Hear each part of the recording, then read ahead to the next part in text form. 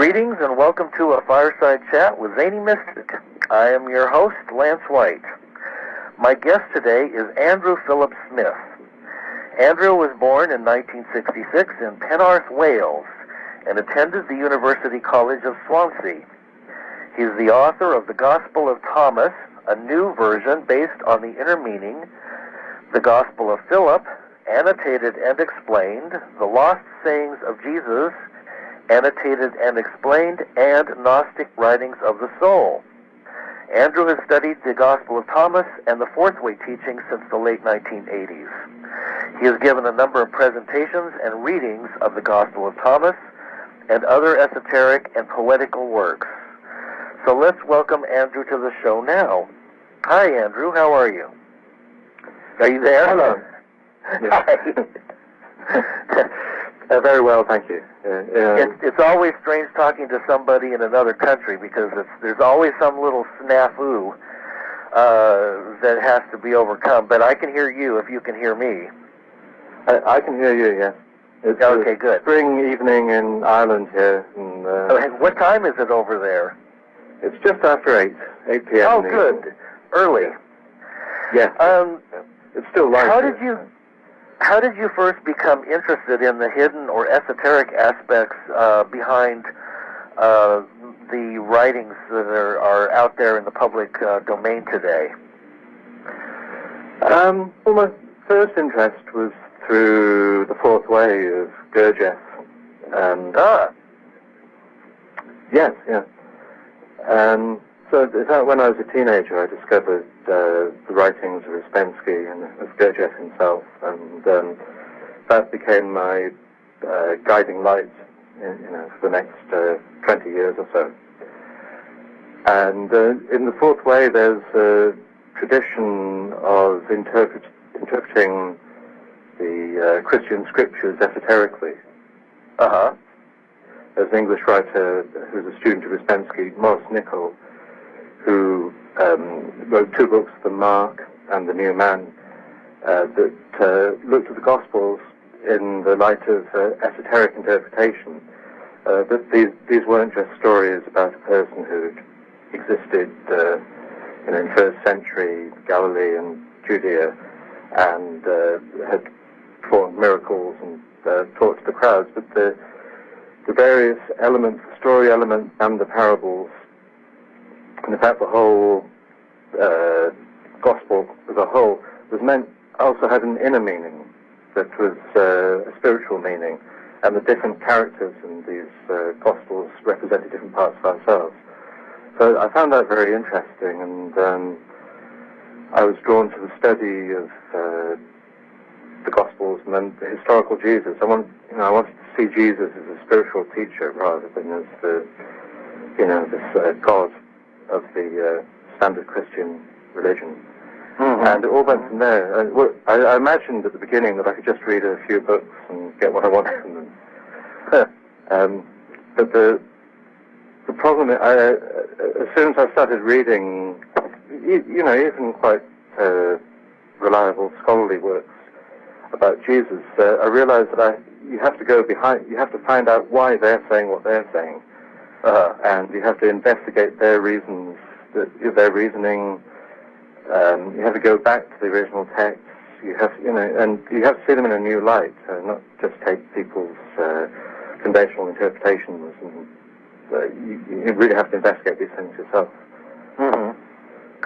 Well, is that one of the values of the Nag Hammadi Library, that those texts were not discovered until the 1940s, I believe? So they weren't eliminated from the Bible that was created through the Council of Nicaea. Is that correct?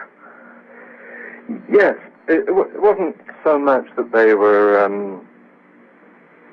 specifically excluded. It's just they weren't, they didn't meet. They just weren't part of the canon. They weren't the books in the first place that the Orthodox Christians were using. Mm-hmm. And then when, like you said, you mentioned the Council of Nicaea, when Constantine adopted Christianity in his reign, and Christians who had previously been a persecuted minority and had been looked down upon by the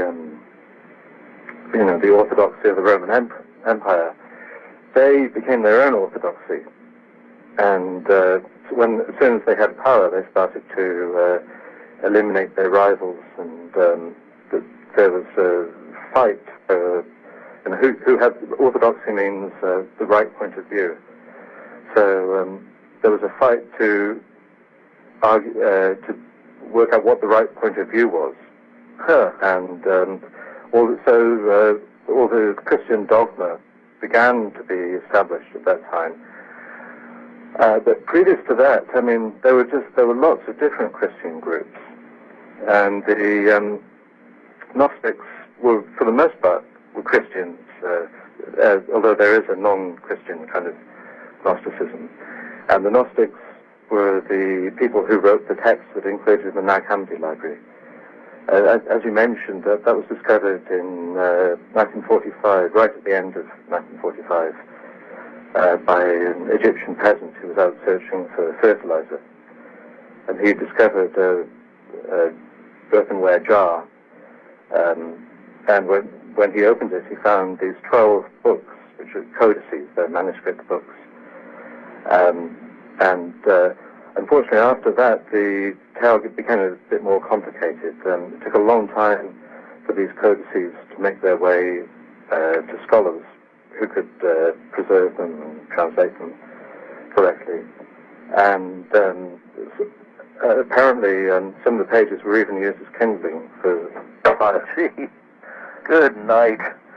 Yeah. You know, what really disturbed me is when I heard about Constantine's compilation of the Orthodox material that they wanted to include in the Bible. They decided pretty much how it was going to be, how it was going to go down. That the really esoteric material, which is the kernel, the core, the essence of the teachings, was completely eliminated. Anything that was confusing or that sounded vague or anything like that was eliminated, and that's really where we could have just been light years ahead had we had access to those. Do you know what happened to those writings? Or did they go underground? Were they burned or destroyed? Do we know? Well, no, we don't quite know. I mean, some of them were definitely destroyed. Some were, all these things had to be copied by hand. They didn't have printing presses at the time. And books wore out within a generation or two. Oh, yeah. Yeah. So people stopped copying them because they were told not to. I mean, up until that time, and even for a while after the time of Constantine, there was a great deal of variety in Christianity, and they didn't quite have the concept of what belonged to the New Testament, what didn't belong. They just had writings that were scriptures that they found important to themselves. Yeah.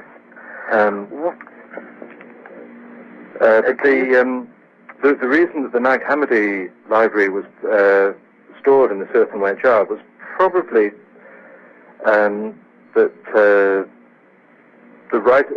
there was a letter in the middle of the 4th century that we know had circulated in that area, a letter by Athanasius, and he told people to destroy false writings, writings that didn't belong to what developing canon.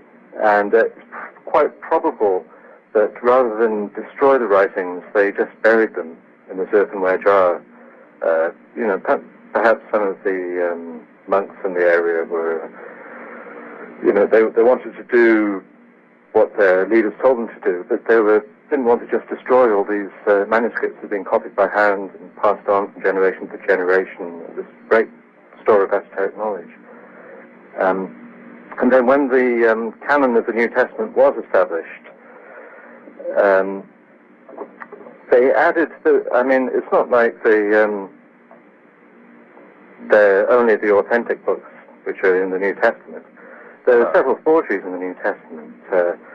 The what are called the pastoral epistles,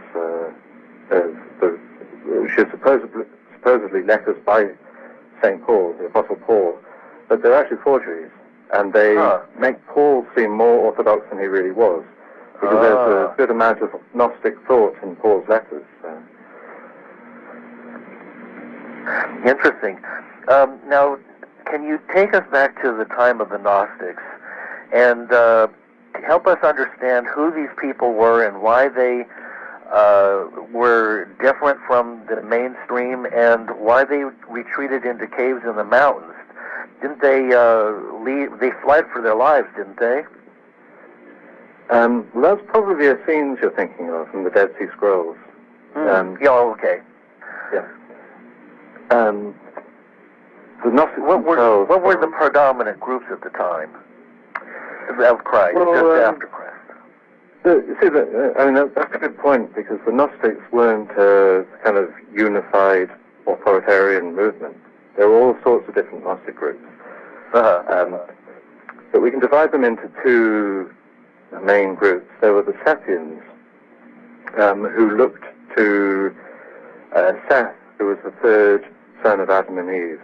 They were Cain and Abel, the murderer and victim. But then there was Seth, who represented a new beginning for humanity. And on history, it's very difficult to reconstruct the origins of the Gnostics, because they just weren't interested in writing about it themselves. They were interested in myth and the interpretation of myth. And so the Sethians trace themselves back to Seth, in that they were the inheritors of the stream of humanity that had come through Seth, which wasn't the kind of humanity which consisted of the victim and the murderer, as in Abel and Cain. But the seed of Seth, as they were called, they were the Gnostics. They were looking for the spirit. And the term Gnostic itself comes from the Greek word for to know, but to know in a direct way. Most languages have two words for knowing. One is just knowing a fact, knowing what the square root of 9 is. The other way is knowing a person. And this is what Gnosis is. Gnosis is knowing God in a direct way, in the same way that you would know a person.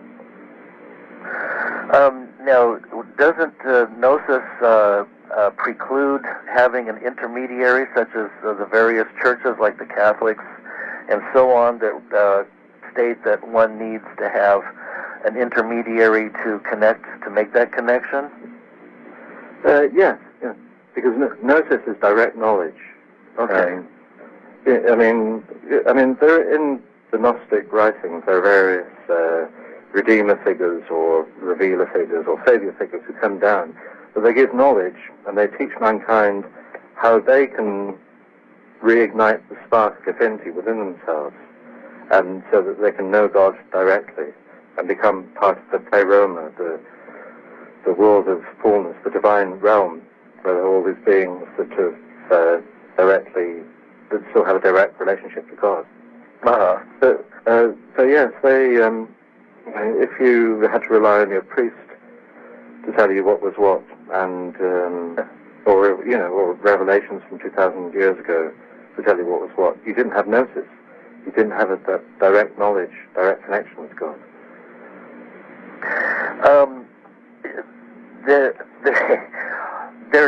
There's also in the fourth way teachings, there's also the idea that one needs to find somebody who is connected. So in a sense, there's kind of an hierarchy there too, isn't there? Do you think that that's changing today? I mean, do you think that we're moving into an age where we can receive direct knowledge again, and how would we go about that? Well, yes, I think things are definitely different today.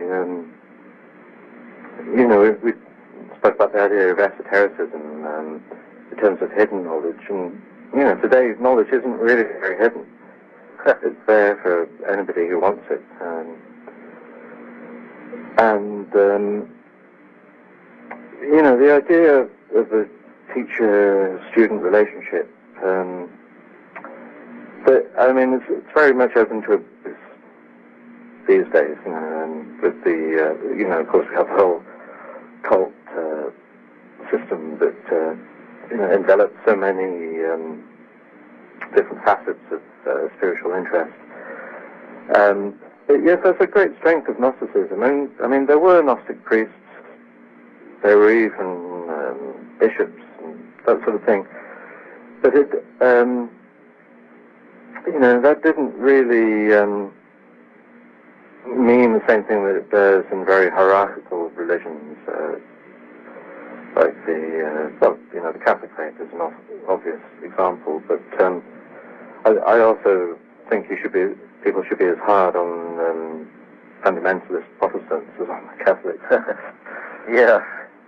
But yeah, I think things are different now. I mean, it's not. I mean, of course, very few people can, actually wake up or develop spiritually without contact with other people. But that doesn't have to be a teacher-student contact. If you want to wake up, if you're interested in spiritual development, then you want to meet other people who want the same, and some people are bound to be further along the path than you. But then when it becomes a sort of formal student-teacher relationship, it is very open to abuse, and probably not all that in tune with the more democratic and egalitarian societies that we live in now. From your studies and research with all of these different texts that most people are not familiar with probably, or many are, but most aren't, how does the Christ that's mentioned in those texts differ from the one that's commonly perceived today? Well, there are quite a few. I mean, there's quite a multiplicity of Christ. For example, in the Gospel of Thomas, in fact, the term Christ, which is actually a title, not a name, is never used in the Gospel of Thomas. Jesus is used in the Gospel of Thomas. Jesus, okay. Yeah. And of all the writings in the Nag Hammadi library, the Gospel of Thomas has the strongest claim to be a really early Gospel. It may even, in its earliest form, be slightly earlier than the canonical Gospels, than Matthew, Mark, and John. And in the Gospel of Thomas, Jesus is a teacher. I mean, I've just had to go at the teacher-student relationship. But there's an important part in the Gospel of Thomas where Jesus says to his disciples, "Tell me what I'm like." Like, what am I? What do you think I am? And Peter tells him one thing, Matthew tells him another thing. You're a heavenly angel. And Thomas says, I can't say what you are. And Jesus responds to Thomas. He says, because of what you've said, my words will be like a fountain of water going to you, and that will intoxicate you. So Thomas is the one who gets the right answer in this example. In the Gospel of Thomas, Jesus is a straightforward spiritual teacher, and there's no mention of Christ. The only mention of the crucifixion is in a saying about taking up your cross and following me, which also existed independently in the 1st century, apart from Christianity. Because obviously, Christ wasn't the only person who's crucified. Right. So there he doesn't perform any miracles. He's not called the Christ. He doesn't have a very divine role, really. But he's definitely spiritual, is Jesus. In the other Nag Hammadi writings, he's often a completely mythological figure. There's a very developed cosmology in the Gnostic writings, and one of the interesting aspects of that is that no two Gnostic texts describe it in the same way. The Gnostics were creative. Every Gnostic writer approached, they looked at what the other Gnostics had written, and, they knew the kind of myths that were circulating, but they had their own take on it in each case. Huh. So it could never become dogmatic. But in some of these, Christ is an eon, which is like a divine being in the pleroma, the realm of fullness that is connected to God. And in some of them he comes to earth as a redeemer or as a savior, but he's not the only figure. Seth also takes that role. With various other mythological beings in Gnosticism that do that. And then there's this whole category of Gnostic texts in which the risen Christ teaches his disciples. After he's been crucified, he comes back as a spiritual being. And there's a concept called Gnosticism, which basically boils down to the fact that Jesus wasn't really on the earth as a physical being. Well, that wasn't the important part of him.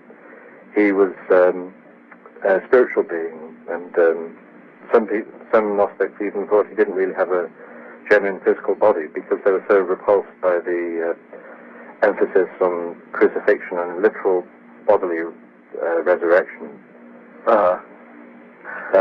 So in many of these like Hamdi writings, he's the risen Christ, so he's a spiritual being, and he teaches the disciples, often the lesser known disciples like Thomas or Mary Magdalene, and he teaches them about the whole mythology, which has resulted in the way that the world is now.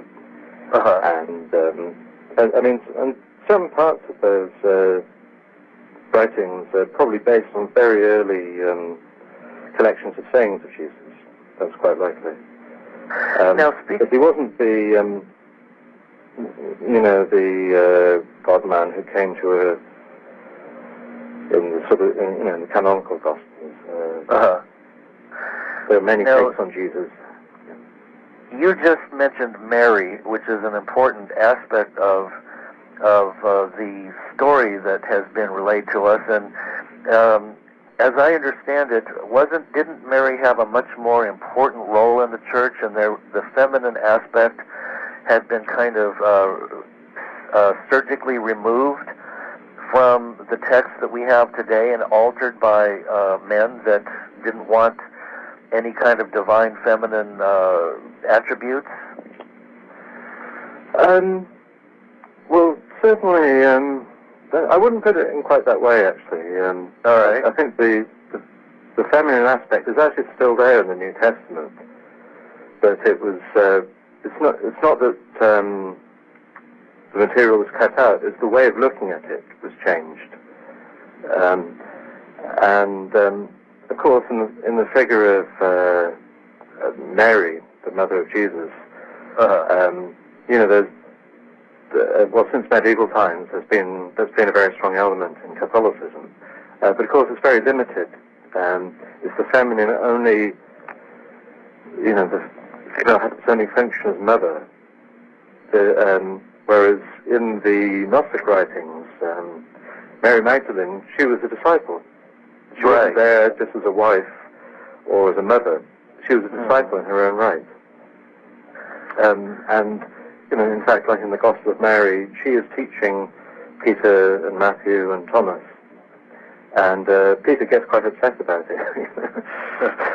He doesn't like being told. She has the secret wisdom of Jesus, and she's telling Peter, and they start to get upset about it. In that case, it's Matthew who tells them, no, she actually talked to the Savior. She knows what she's saying to us, and we haven't heard this. Listen to what she's saying.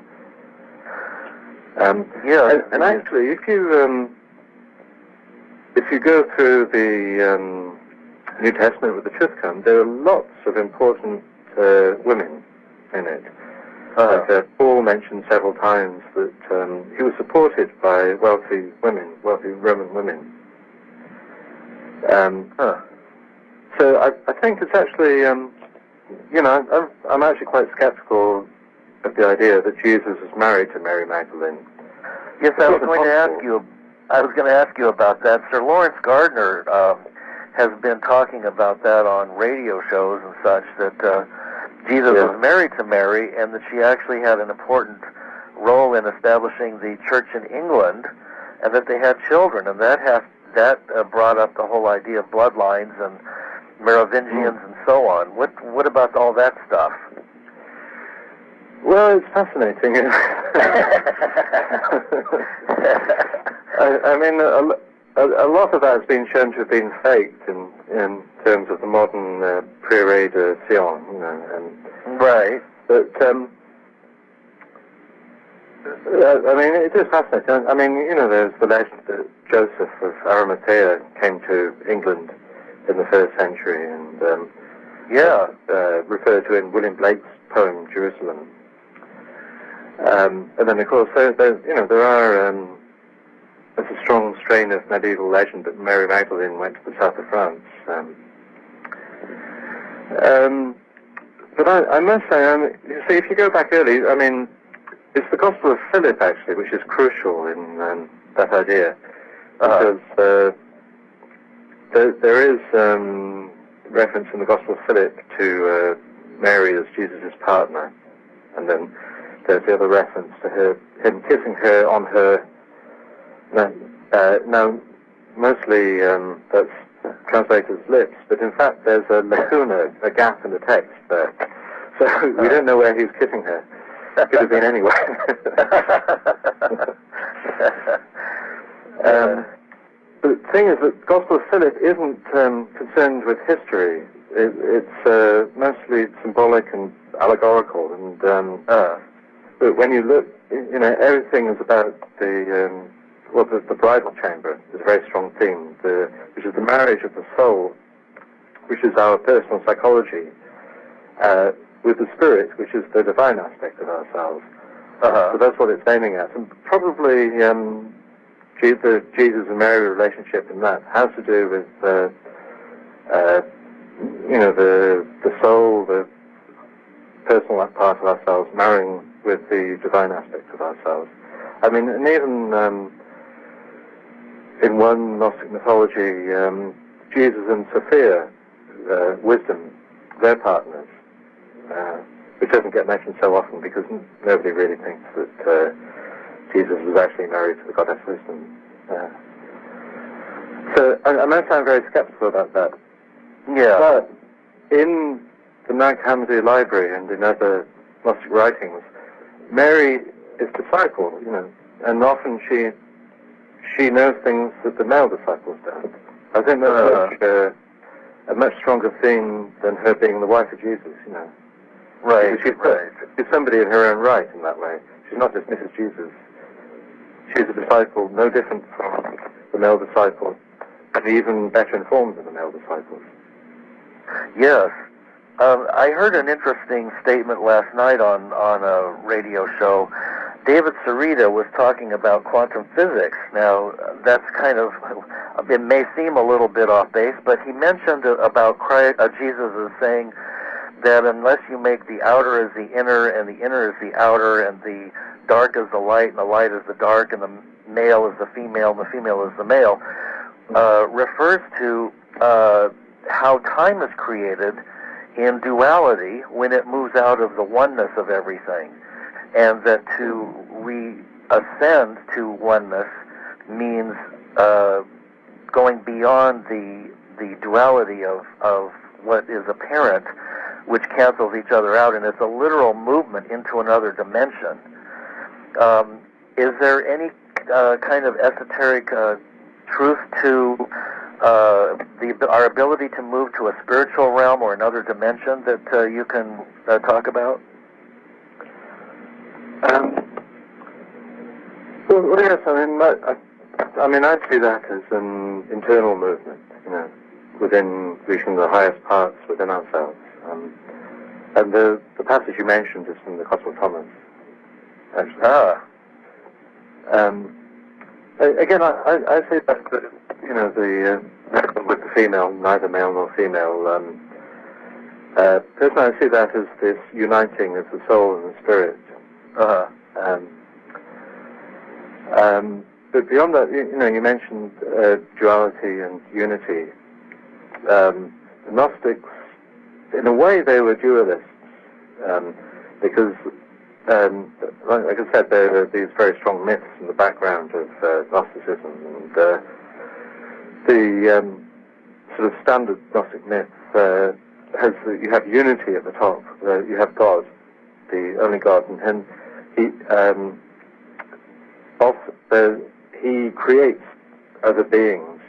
Often it's just a result of him seeing himself. I love this description that God saw himself like in a mirror or in a pool of water. So we have the unity at the top there, and then we have all these spiritual beings that are still very connected with God. And then we have this fall with Sophia, is one of the eons. And she falls from grace because she wanted to know something which wasn't to do with God. And there are various descriptions of it, but she gives birth to Yaldabaoth, who's the demiurge, who creates the world we're in. Yeah, tell us about that. Yes, well, Yaldabaoth, he also has other names like Saklas or Samael. He's the god of this world. He created this world, and he created matter. And also he had a hand in creating mankind. But the theme is always that he could never exclude the world of spirit from mankind. When Adam is created, sometimes Adam doesn't rise from the floor until something from the world of spirit, from the pleroma, comes down. So it's necessary to have that spiritual element for humanity to exist, but then that's an element that the demiurge can't control. The false god can't control that element.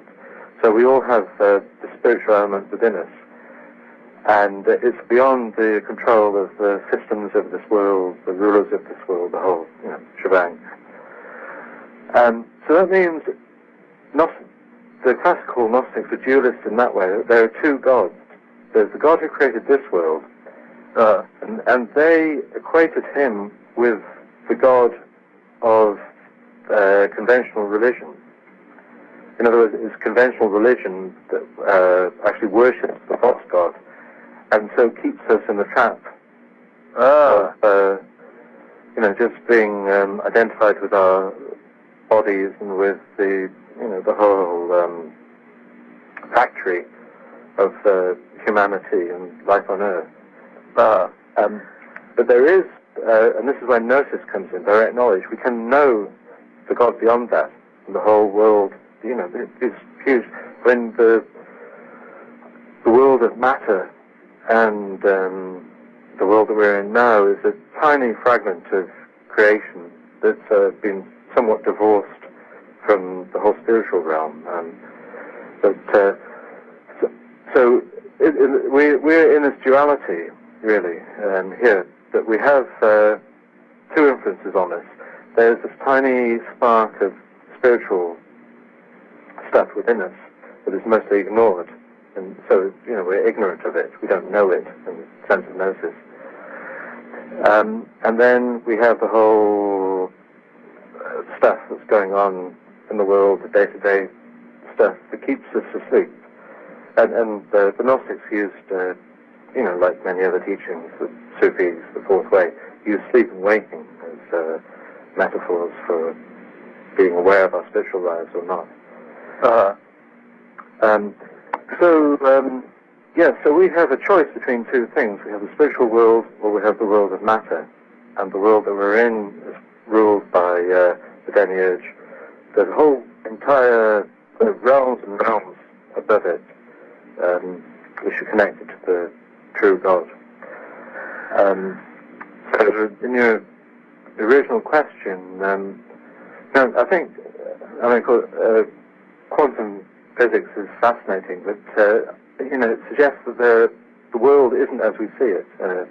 Sort of the Newtonian physical universe that became so prominent in the 20th century. This way of viewing things, rational way of viewing things, just as being matter, is in fact being eroded by the ideas of quantum mechanics.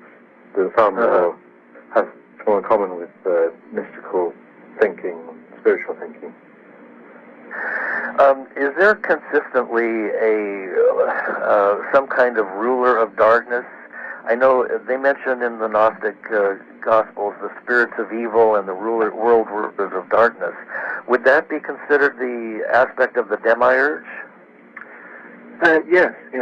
The demiurge and his archons. Okay.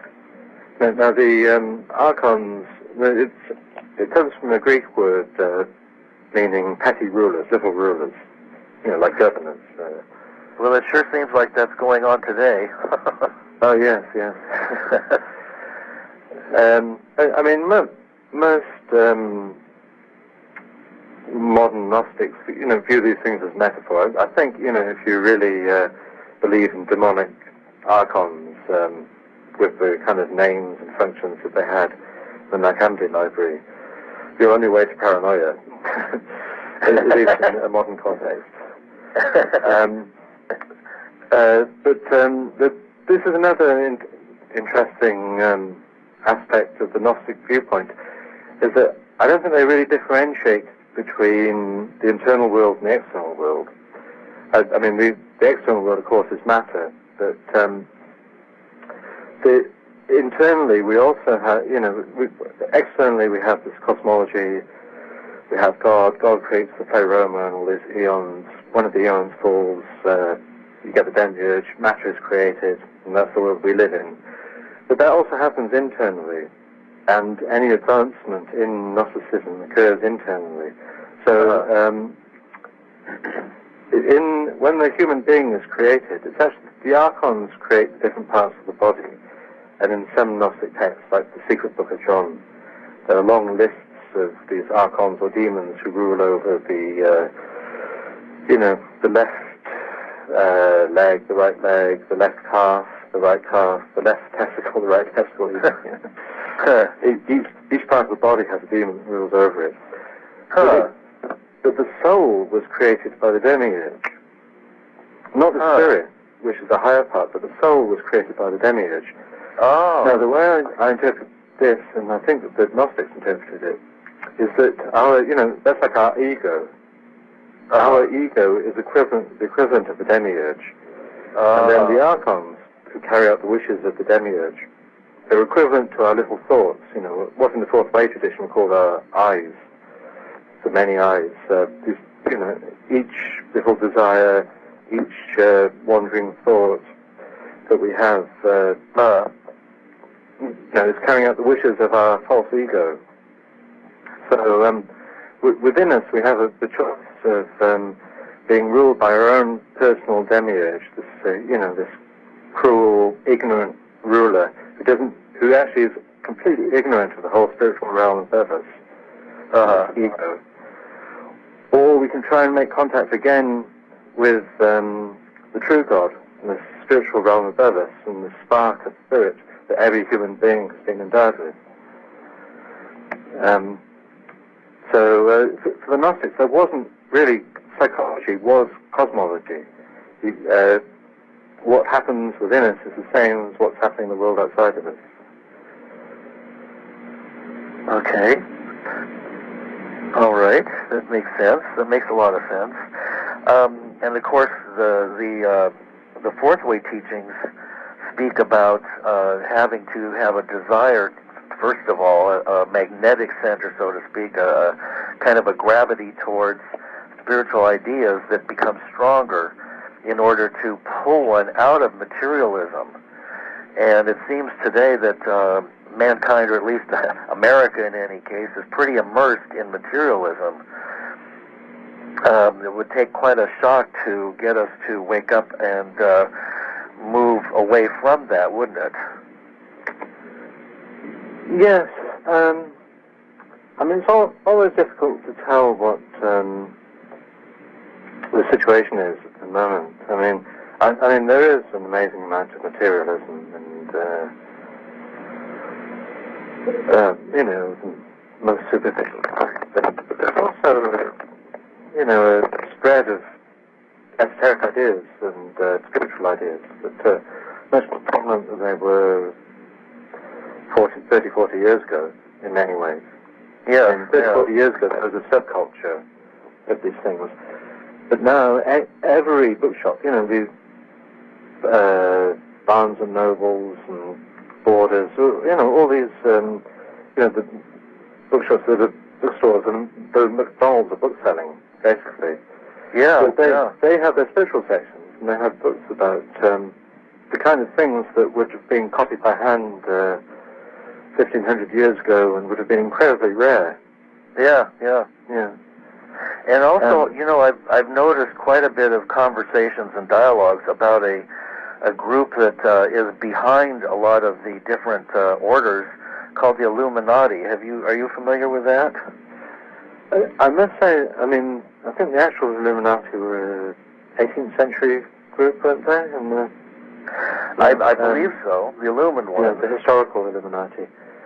I must say, I'm not very big on that. But I am interested in this sort of thread of esotericism. And I'm filling in some gaps in my knowledge in the sort of 17th, 18th century, 19th century development of the Western esotericism there. The whole idea of the Illuminati, it's somewhat akin to the idea of an inner circle of humanity, or the idea that there is, these aren't just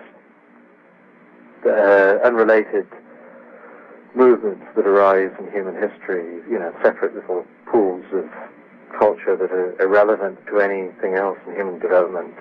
But there is something really, real and spiritual behind it. So while I might not be too convinced by the actual Illuminati, I do think that people who genuinely follow spiritual currents are connected with each other, and there is something behind it, And then also there is this historical thread going from one movement to another that does get passed on. And with the Gnostics, that's actually quite interesting, because the Gnostics in the first, second, third centuries, and a little beyond that, they seem to have passed the torch on to the Manichaeans, who inherited Gnostic ideas. And they trace themselves back to Mani from the 3rd century, who was in Syria and then in Persia.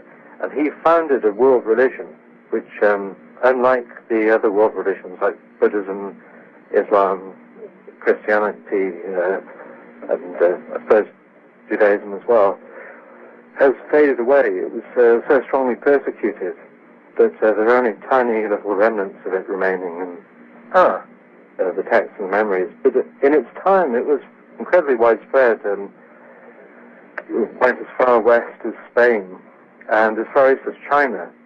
There were Manichaeans in China.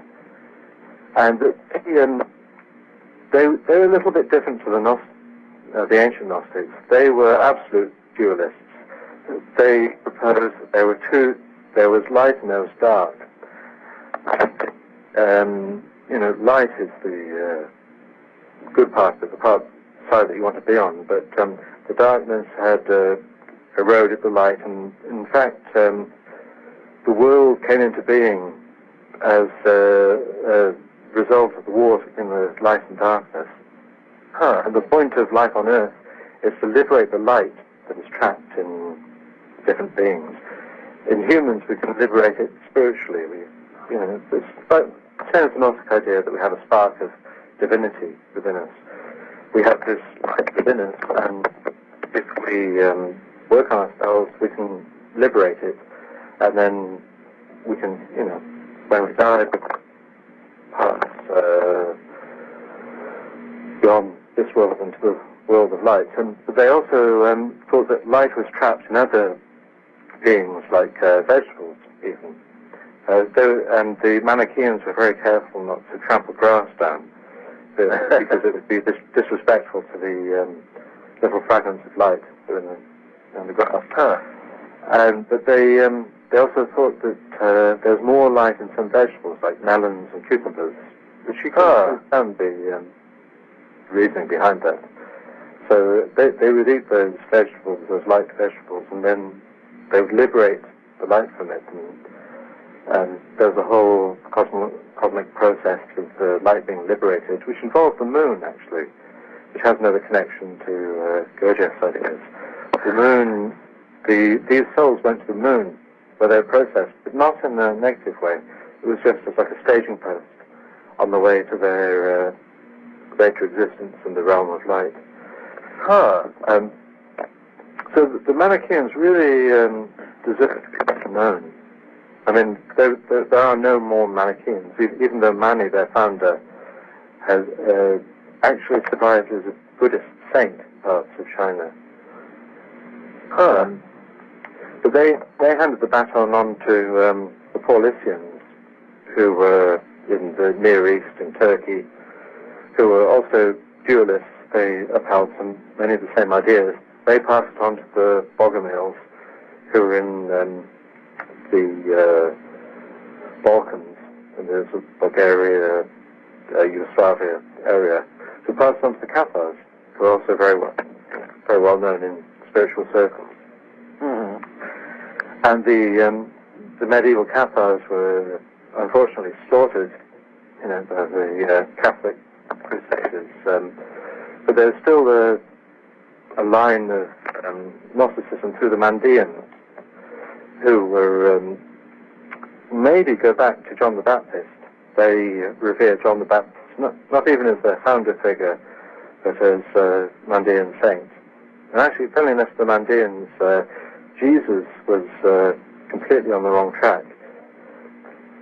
They saw Jesus as an apostate, somebody who had gone along the wrong lines and was something of a heretic. But they genuinely go back to the 1st or 2nd centuries, and they survived in Iran and Iraq until the present day. Yes, yes. Oh, that's interesting. Yes, but they, in fact, they were somewhat, they were alternately persecuted and respected by Muslims, because Muslims respect anybody who are people of the book.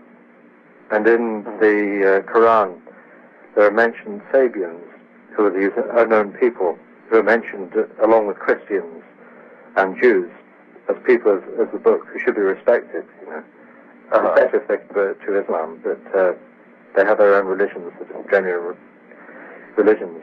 So the Mandeans were identified as Sabians because they had their own sacred writings, and they survived, in small groups.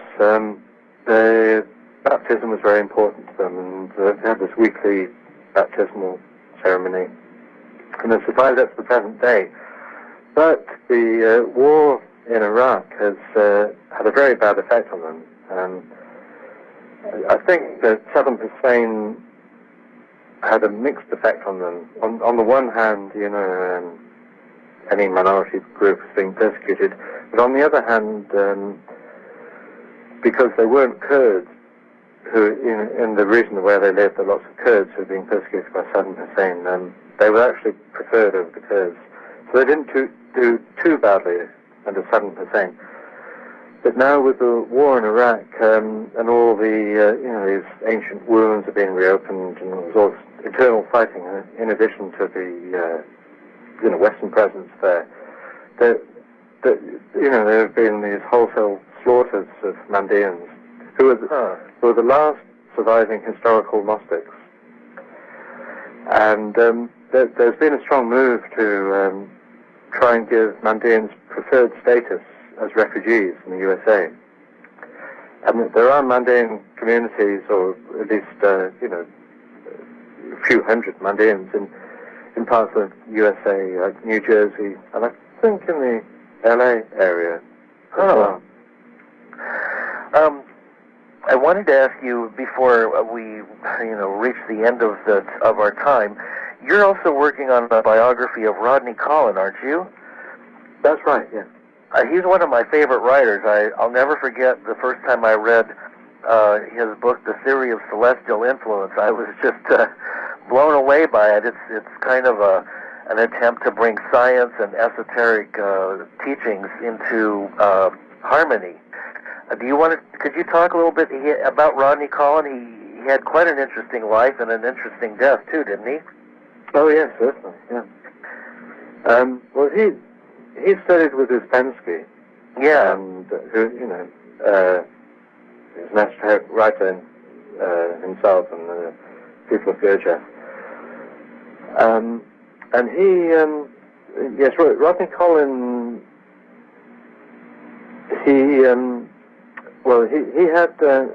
Well, anyway, there's lots of history to to relate here. But Uspensky, in the last year of his life, returned to England after having moved to America during the Second World War. When he returned to England, he was very, very different. Uspensky had always been teaching these little groups of students about the system that he'd inherited from Gurdjieff. And when he got to England, he said that he abandoned the system, and he lived a very quiet life in his last months in Lyme Place on the outskirts of London, a country house there. And the many of Uspensky's students, they didn't know what to make of this abandonment of the system. They wanted something to follow, but for others, it was like this kind of freedom. There's not just this, a series, however profound, a series of rules that you follow, or series of prescribed ideas that you have to agree with. I think that's what Uspensky was getting out there. He created a bit of a Frankenstein monster, and although it has a very strong value in itself, it's something that does have to be abandoned. If it becomes too dogmatic. Rodney Collin experienced this as the most profound time of his life, and he felt that Uspensky was demonstrating everything that he was at this time. And so he had these profound spiritual experiences in these last months in Lyme Place in England. And at that time started writing The Theory of Celestial Influence as well, which is based on the cosmology from Gurdjieff and Uspensky of the Law of Three, the Law of Seven. And Rodney Collin found all these different examples of the action of three different notions and seven different aspects in science, in all the different branches of science, in physics, in chemistry, in the octaves of the periodical table. And then he expanded that into history, the idea of esoteric schools appearing periodically in history and in mankind as well, and the action of glands in man, and the types, the planetary types that occur in man, and the solar system. And then he, although it's not all that well known, just as Uspensky died, which is apparently a very strong experience for many of, well, not many, but a few of Uspensky's followers who stayed with him to the end there, and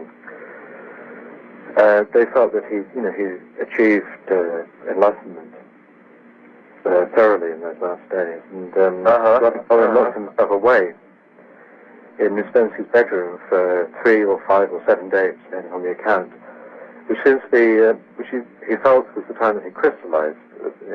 He'd been making all these efforts, spiritual efforts, during his time with Uspensky, and then it all came to a head at that time. And then immediately after Uspensky's death, he seemed very much simpler and like a child.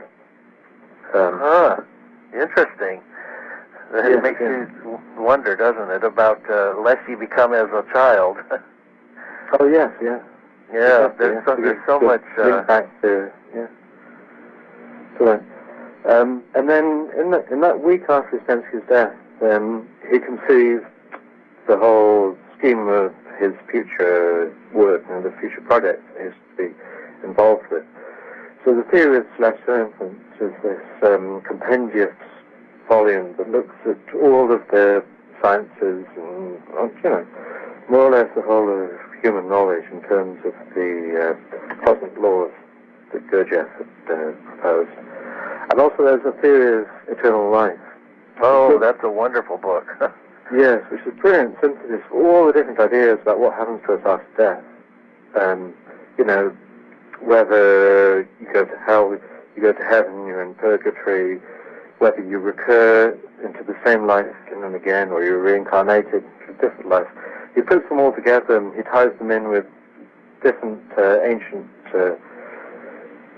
scriptures and spiritual texts, through the Tibetan Book of the Dead and Plato and everything. It's brilliant synthesis of everything, and I think almost any view of life after death is contained in that book. Well, we'll have to do another show and talk more about Gurdjieff and Uspensky and Colin, and find out more about these ideas. I think that would be a great show to have, don't you? Yeah, sure. I think the book on Robbie Collin will be out by the end of the year. So. Oh, wonderful! I can't wait. Would you tell the listeners how they can get in contact with your website or and get your books? Yes, sure. My website is Bardic Press, BARDIC-PRESS.com.